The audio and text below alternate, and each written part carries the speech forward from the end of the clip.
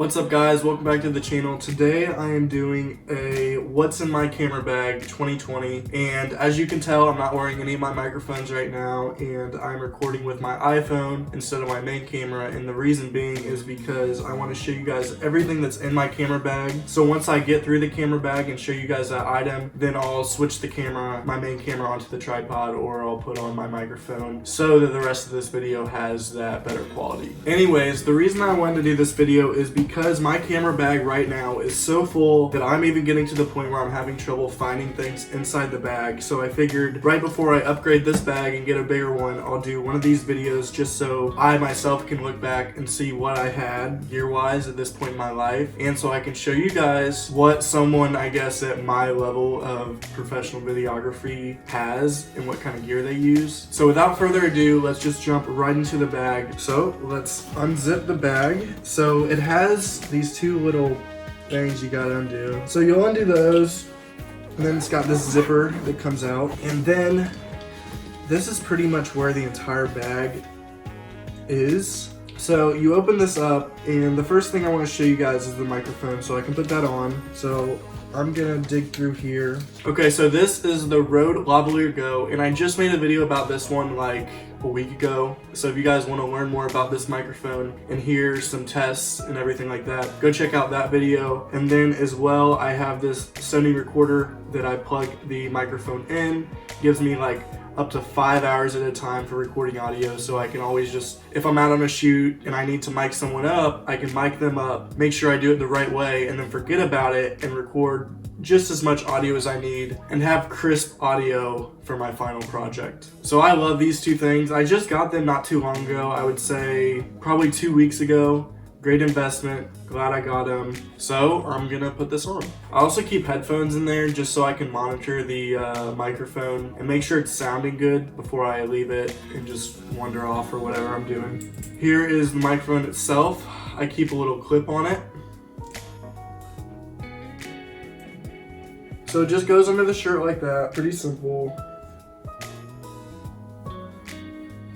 And the rule of thumb is when you're lobbing someone up to have a fist beneath your chin, and that's the distance you want the microphone away from their mouth. So I'm good there. Then I'm gonna plug it into my recorder.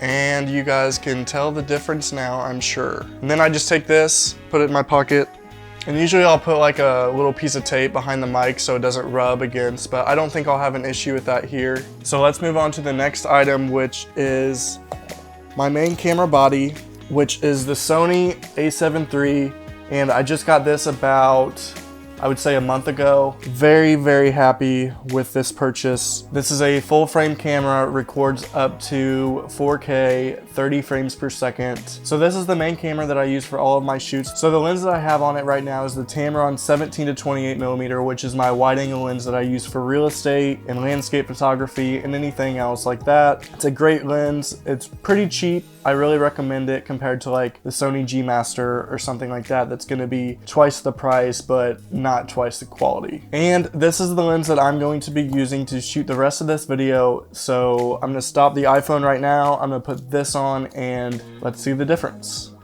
All right, so now we are ready to go through the rest of this bag without any more interruptions. So let's open it back up.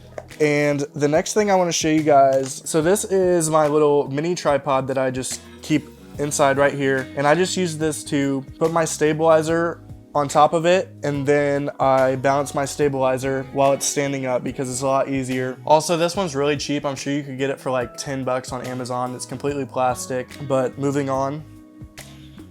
So next is an external monitor that I'm actually borrowing from a friend right now. It's definitely an older version, but it does get the job done if I just want to stick it on top of my camera and get a better view of what my shot looks like, because the screen on the back of the camera is pretty small, so it's hard to see exactly what's in focus and what's not sometimes. So this comes in handy a lot, and I definitely plan on getting one of these for myself very soon.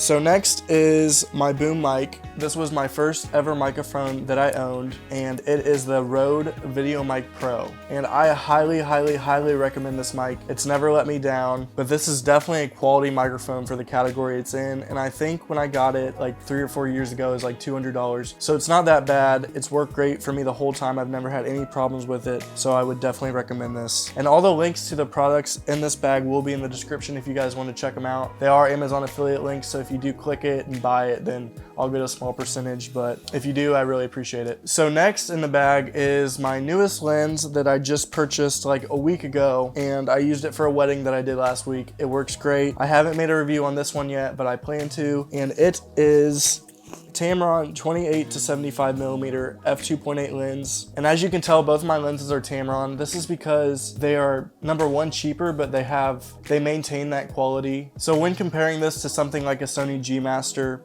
the G Master is going to cost you at least twice as much, and I think this lens is worth it because it is like still a great quality lens. So it's really nice to have. It was like 800 or 900 bucks. Not too bad for a 28 to 75, especially when you still get that low f2.8 aperture. And then on this lens, I just have a UV filter just to protect it in case it ever falls or drops. These filters will make it where the lens doesn't crack as easy, so that's always important. So moving on from that, in the rest of the main compartment, I have my battery charger for the Sony A7 III. This is great, makes it where I can charge multiple batteries at once, very important. I have my lens cleaner, also very nice just to keep right in my bag. So whenever I want to make sure that I don't have any dust on the lens, it's just a quick pull this out, blow off the lens, and we're good to go.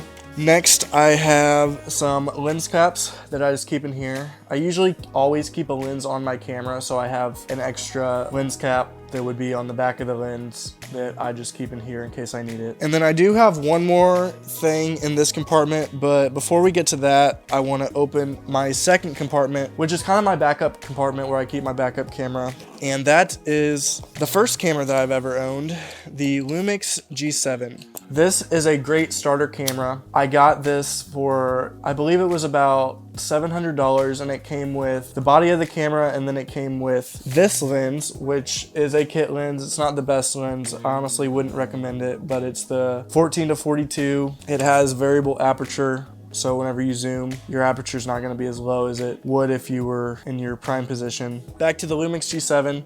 So I got it for like $700. It records 4K video at 30 frames per second. It is a micro four thirds lens, so it's not gonna be the same quality as the Sony A7, which is full frame recording at 4K 30 frames per second. It's still a great camera, and I still even use it for my backup B-roll or other things that I need to shoot. The lens that I have on it right now is the Lumix 25mm prime lens with an aperture of, I haven't used this lens in forever, I forgot what it was. 1.7 is the lowest that it can go. So I love this lens. This is basically the lens that I always use with this camera now, just because a 25mm on a micro four thirds camera is equivalent to a 50mm on a full frame camera, which they say is the closest focal length to resemble the human eye. And this lens will cover most of the shots that I'll ever need to shoot with this camera. Because it's a B-roll camera, I like to have that low aperture of f1.7 to get that nice bokeh effect in the background of my shots. And I would say I use this camera maybe once a month. I don't do too many shoots right now where I need to have two cameras going. Maybe I'll use it more in the future. I don't really know. It's definitely a great camera. I definitely recommend it for a first camera.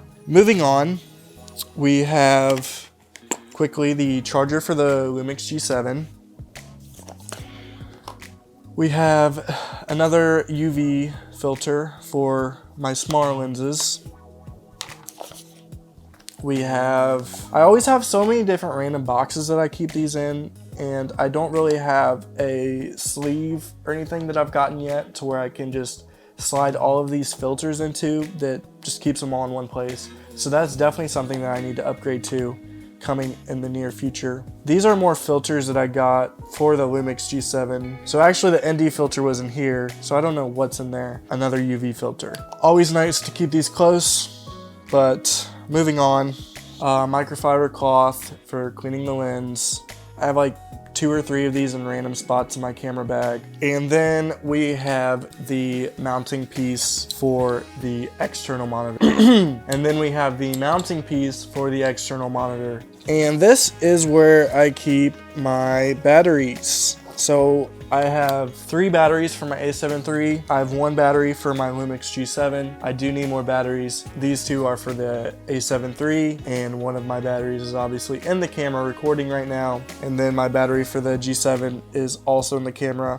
And then this is where I keep another filter. I believe this is the filter for the A7 III. I just got a ND filter for that camera. This is a much nicer ND filter than the one for my G7. I definitely invested some more money into this. I think it was like 50 bucks, but it's definitely worth it when shooting in bright sunlight so I can maintain that low aperture. And then I have my camera strap, which I only use if I'm ever doing photography, where I can rest the camera on my my chest with the strap around my neck. But if I'm shooting video, usually my camera's on my stabilizer or it's on a tripod, so I don't need this. And I haven't been doing much photography lately, so I just kind of keep this in my bag as backup. It's also kind of a pain to put on the camera because I don't have it where you can just clip it on. You have to do the whole thing with the thread where you put it through the thing and you gotta adjust it every time and get it the right length, and it's just a hassle, so I don't like to mess with this much. I probably should keep it on more in case I ever drop my camera, but hopefully that does not happen.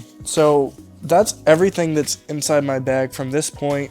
And then on the side, I just have my charger that goes with my battery chargers. I just keep this on the outside of the bag just because honestly there's no room for it on the inside of the bag, which is again why I need to upgrade my bag. And then I have my HDMI to my external monitor.